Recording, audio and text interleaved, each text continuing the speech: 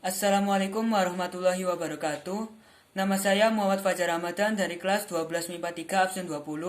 Kali ini saya akan menceritakan salah satu dari 9 wali songo, yaitu Sunan Bonang.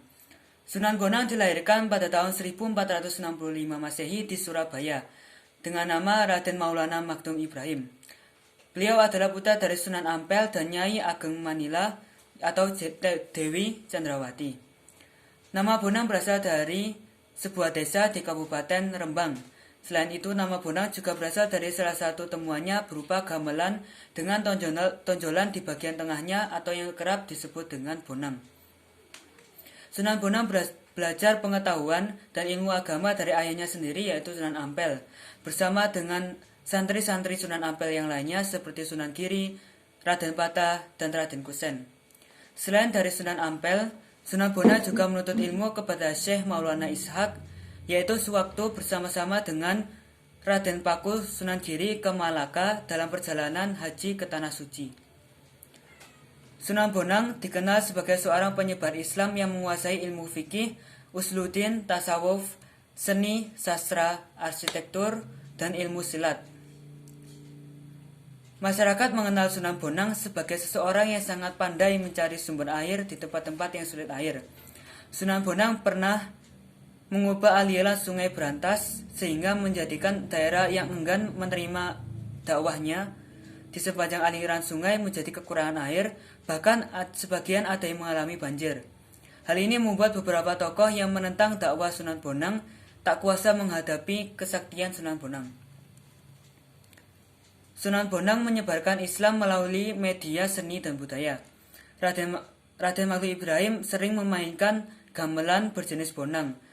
Sunan Bonang membunyikan alat musik ini yang membuat penduduk setempat penasaran dan tertarik. Warga berbondong-bondong ingin mendengarkan alunan tembang dari gamelan yang dimainkan oleh Sunan Bonang.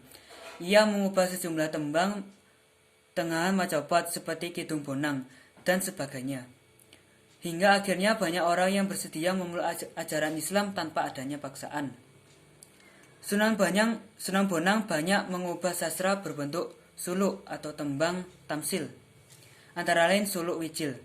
Sunan Bonang juga mengubah tembang Tombo Ati dari bahasa Jawa berarti penyembuh jiwa, yang kini masih sering dinyanyikan oleh banyak orang. Sunan Bonang juga mahir memainkan wayang serta menguasai seni dan sastra. Dalam pentas pewayangan, Sunan Bonang adalah dalang dari piawai pembius penontonnya. Kegemarannya adalah mengubah lakon dan memasukkan tafsir-tafsir khas Islam. Contohnya adalah kisah perseteruan Pandawa dan Kurawa. Sunan Bonang sangat fokus dalam menjalankan perannya sebagai ulama dan seniman, sehingga ia tidak sempat menikah dan akhirnya ia wafat pada tahun 1525 Masehi. Makam Sunan Bonang terletak di Kompleks Pemakaman Desa Kutorejo, Tuban, Jawa Timur, atau berada di barat alun-alun dekat Masjid Agung Tuban. Demikian penjelasan dari saya tentang Sunan Bonang. Mohon maaf jika adanya kesalahan dan perkataan saya. Mohon maaf. Wassalamualaikum warahmatullahi wabarakatuh.